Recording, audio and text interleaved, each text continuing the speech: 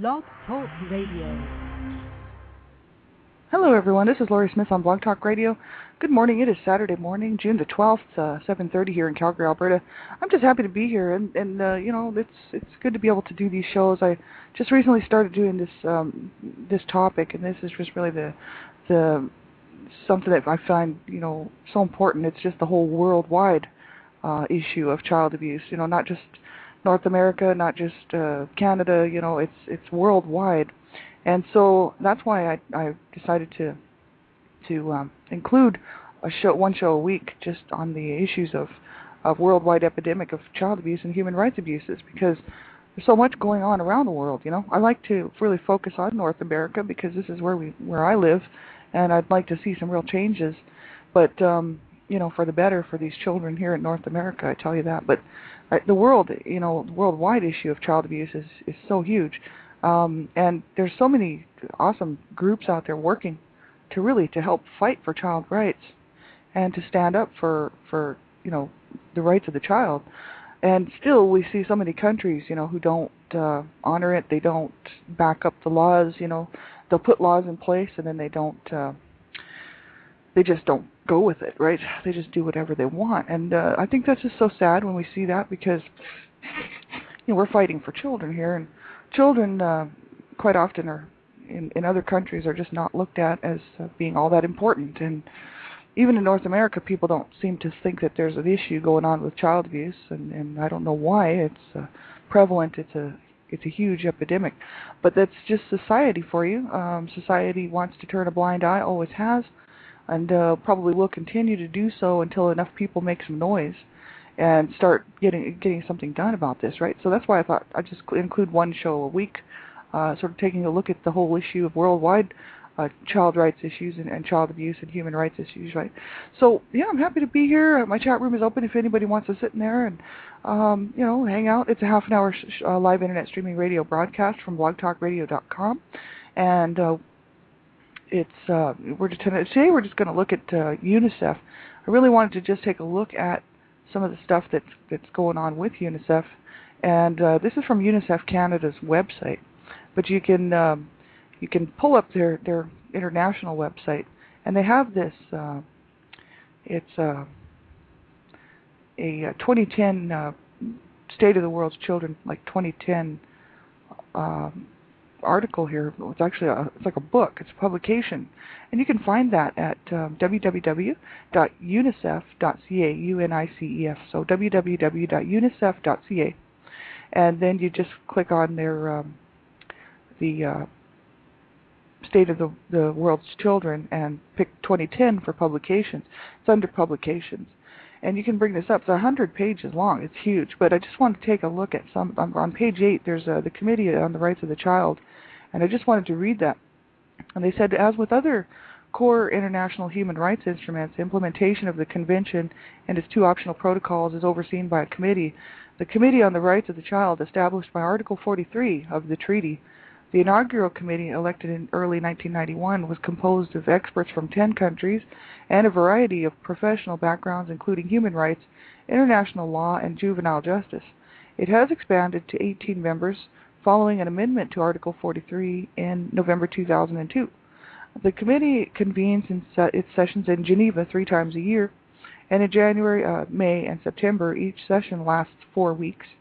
In addition to monitoring the Convention's implementation, the committee provides guidance on its interpretation through periodic assurance of general comments on articles and issues, and also convenes days of general discussion. So it says, in ratifying the convention, countries agree to submit regular progress reports to the committee, and these are the countries around the world that the UN is working with, right? The first within 2 years of ratification, and subsequent ones every 5 years thereafter. And each report contains detailed background information about the country in question. It offers an account of its progress and constraints in implementing the convention's articles. Additional progress reports, I'm just reading right from the page here, you can pull this up and check it out too. It says, are required of countries that are party to the optional protocols.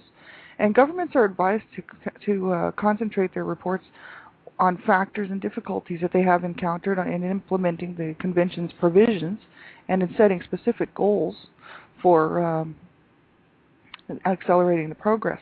It says the committee openly welcomes alternative reports from non-governmental organizations within the country, like NGOs and whatnot. These often, although not necessarily, follow the same format as the main country report and attempt to address similar issues. In addition, key UN organizations, including UNICEF, may also contribute their own perspective on the situation of children in the reporting country. I just find this interesting. This is how they do this, right? They monitor these countries. The committee appoints 2 rapporteurs to undertake a comprehensive examination of each report and associated documentation, and then drafts a list of key issues and questions for discussions with the representatives of the state party. The emphasis is on the constructive dialogue. At the end of the dialogue, the committee holds a private meeting to finalize its concluding observations. And these usually include acknowledgement of positive steps that have been taken, identifying problem areas that require greater effort, and provide advice on practical measures that could be adopted to improve child rights. And this is what they're doing to try to work to change the situation out here for children around the world. Because it's really hard to get a government to care about their people. And it's extremely hard to get a government to actually back up its laws and back up the UN resolutions and the Convention on the Rights of the Child, right? So it's not easy to get these people to actually want to do these things for their people and for their children, right? Even in North America, we're having a bit of a hard time. So you can imagine some of these places around the world that they are having a hard time. So that's the whole issue. And really, who pays the price? The children do. And so it's really unfortunate. And that's why I'm glad to see this work's being done. People have been, spending their lives trying to get this stuff in place. And honestly, we need to take it even further and run with it as the next generation comes up, because it's so important, right? And this is the issue. We need to really work with these countries to try to help them so that they will care about the situation that's going on with the children, and they'll help them to really start implementing this stuff within their countries and actually buy into it, to believe that it's necessary, right, to protect their children, right? Because in some countries, really, if you actually take a look around worldwide, I'm just having some coffee. I study world sort of international worldwide child rights issues, and along with North America, so it's the whole thing. And you see so much horrible stuff going on in some countries, because in certain countries, children actually don't even have the right to life. They can people can kill their children and not have anything. There would be no recourse. Right, because the government just does not back. They don't care. They feel it's the parental rights, or it's an adult's rights to do that. And so, and you take a look around. We all see it. It's in the papers. It's on the news. It's everywhere. Really, the issues of the sex slave trade that's going on down in South Asia and Thailand and Cambodia and all these different South Asian countries. Where these children are just born, and then they're just thrown into these brothels, and they're just sex slaves, right? And that bothers me, and I can't imagine why it wouldn't bother somebody else, but I know there's a lot of people out there who that doesn't bother at all. And I read an article not too long ago where Canada is really coming down on people who actually are caught doing that, going to another country to solicit sex from a minor under the age of 18. If a Canadian is busted, they were actually brought back to Canada to face charges, and they also face charges in the country that they were busted in. And so they are in big trouble. And, I'm so happy to see that, because, people, it makes me sick to think that people take vacations to these countries just so that they can use their children for sex slaves. I mean, what's the world? This has always been going on. It's not like it's new. The Romans were doing it. The Greeks were doing it. Everybody in history has been using children as sex slaves. But the thing is, by now, 2010, we should have figured out that it's wrong. And there's a whole group of people that did come up and say, you know what, it's wrong. And we have to back up those people, because what's going to happen otherwise is children will lose their rights. If we don't stand up for child rights, they'll just disappear. It's kind of like human rights. If you if we as a society do not back up human rights and actually fight for them, they'll disappear. Because it's just the nature, it's the way that, it's the course of life. It's just the way that it happens, right? So you have to really work diligently to protect child rights here in North America and around the world, And with all the stuff that's going on in the United States and Canada, all the great programs in place, all the funding that the government throws into these things, and and yet we still have a huge epidemic on our hands regarding child exploitation, child pornography, child abuse in every way. It's very it's just sort of like a disease, right? It's sort of they can't find a cure for it, and all the money that the States and Canada pumps into this thing is about $104 billion annually, maybe more, but that's one of the stats that I saw out there. And so you can imagine $104 billion every year spent just on the United States alone. Actually, that does not include Canada. To fight child abuse and child exploitation and child sexual abuse, right? It's really crazy. And the thing is with all that money going out there, $104 billion, you'd think there'd be something being done. You'd think there'd be some new programs put into place nationwide. And that's the issue. I find that's disturbing to me. The fact that we have the resources really to help our own country out. We're trying to help other countries too, and that's very important because it does affect, what the world is doing will affect the United States and Canada. That's just the way it goes. We can't turn a blind eye on the world and just say, oh well, we're not part of that world. Well, yes we are, and we do have a obligation if we can help people to do it. But we should be helping our own people too, and with $104 billion annually, we should be doing something. There should be something in place. I think what we need is new people coming into the situation, with people that have the ability to think of some different programs that will work. You know what I mean? Because what's working, obviously, it's just not available. It's just not working. Because it's obvious. Because every day we see the reports in the paper, and every day there's more children lost, killed and murdered at the hands of their parents and caregivers. And if we actually stop to count actually around the world how many children will die, it's more than 5 per day. That's just in the United States. 5 children in the United States will lose their life every day due to child abuse, right? But worldwide, who knows how many it is? Because these people don't even have to report it. They can just take the body out and bury it. They don't even have to tell anyone, right? Because it's not against the law. They can just do whatever they want. So you can imagine how many children are murdered. And when you think of that sort of situation, children are being murdered all around the planet all the time, and not necessarily by their parents, or caregivers. Some children are child soldiers in Africa and different places, and some children are just used as slaves in other countries, and when they die, they're just dumped, And this is the whole issue, right? We have to stand up and make some noise for these children. You know what I mean?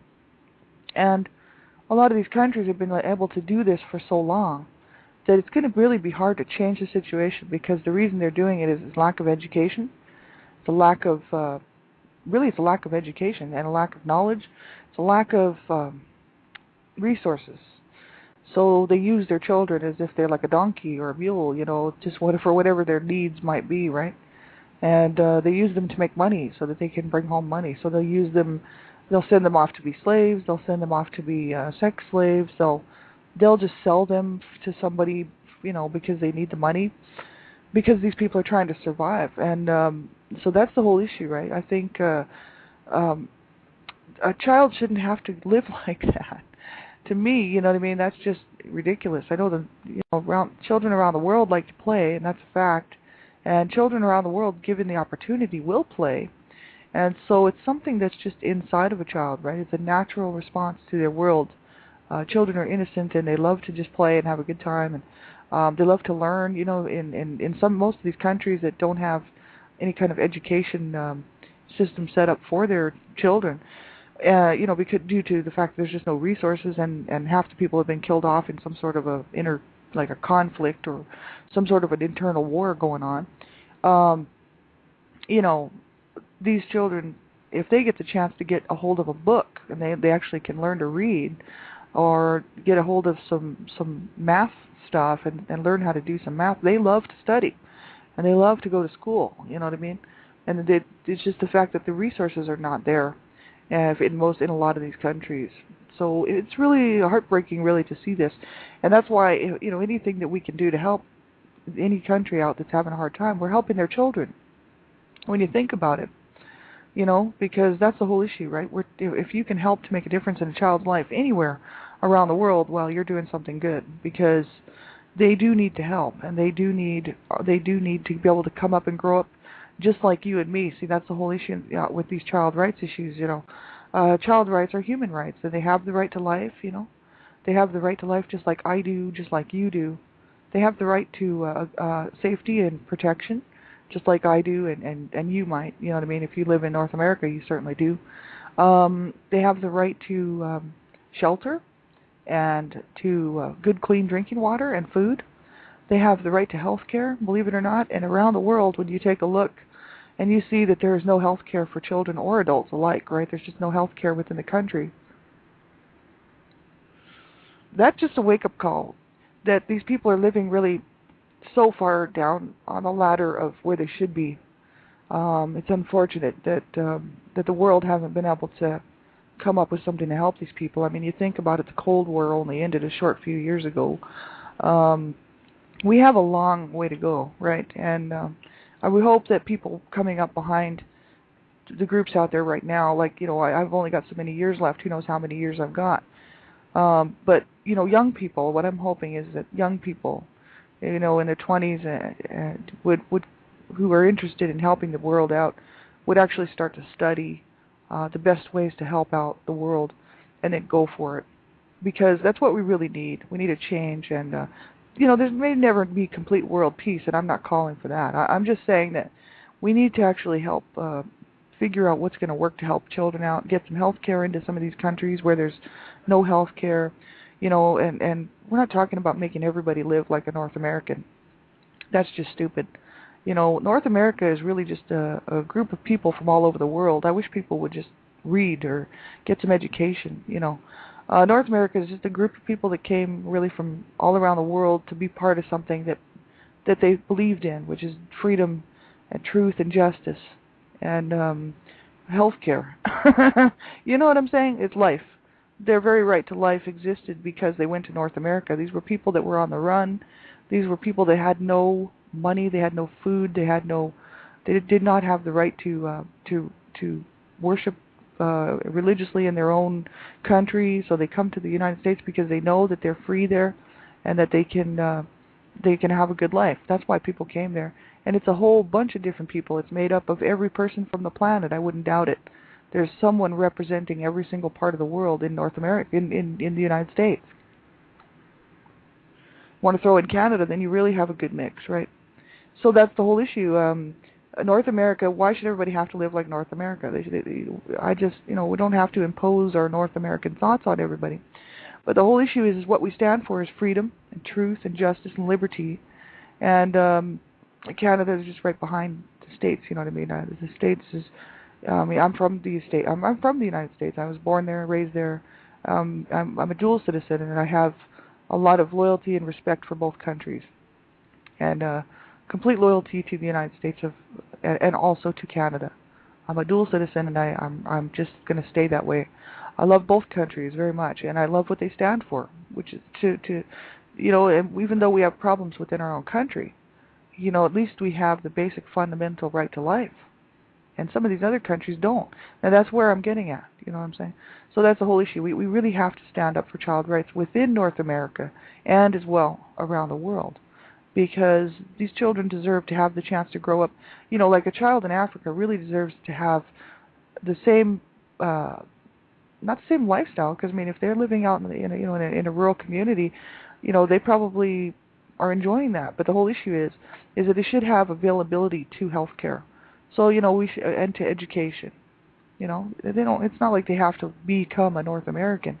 It's just nice that they would have the opportunity to receive health care and to have some food once in a while, because half of these people are starving to death, and to have some clean drinking water, which is so important, some shelter and education if they can get it, and some health care, so important for these women who are having babies and for people who hurt themselves. There's just nothing out there, nothing available for most of them, And it's just tragic. And then, of course, when something like HIV breaks out, which is the whole situation in Africa, and not just Africa, but around the world, but Africa seemed to be so hard hit, and it's because there was no education, and there was no, people were just believing whatever they wanted to believe and doing whatever they wanted to do, and spreading that disease like a wildfire, and that's just a lack of education. It tells you how far down on the scale because there has been no help for them for so long, and it's not that they wanted help, but they need help.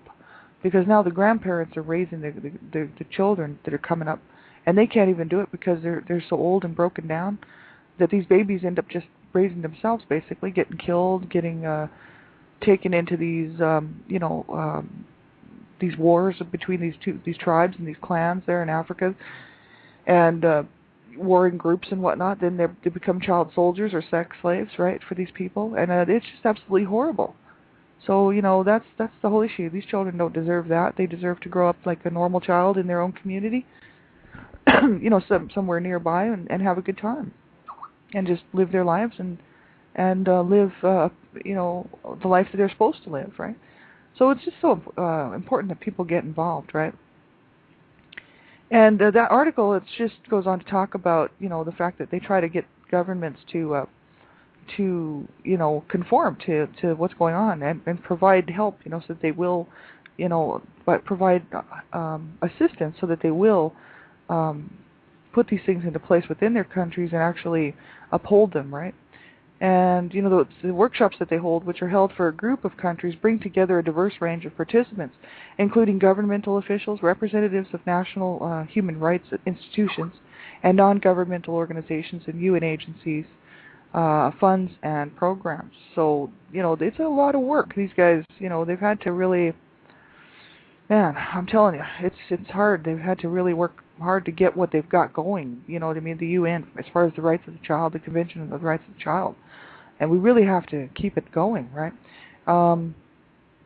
It's just so important that we all take a look at what's going on out there, right? And make sure that children are protected, right? That's the whole issue.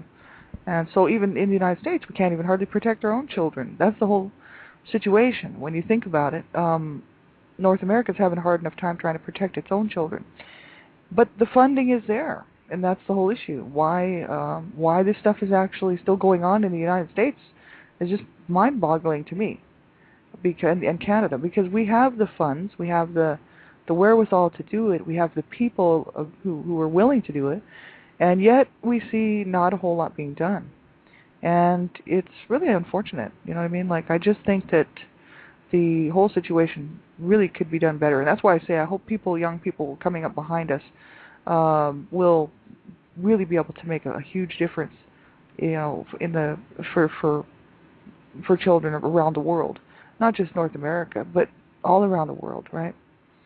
And UNICEF, they just work all over the world. And there's on this website here, this www.unicef.ca. You can see what they do. They work their work around the world, which is really emergencies, health, HIV and AIDS, early childhood development, child protection, malaria, and then they have publications. And this is just UNICEF Canada's website.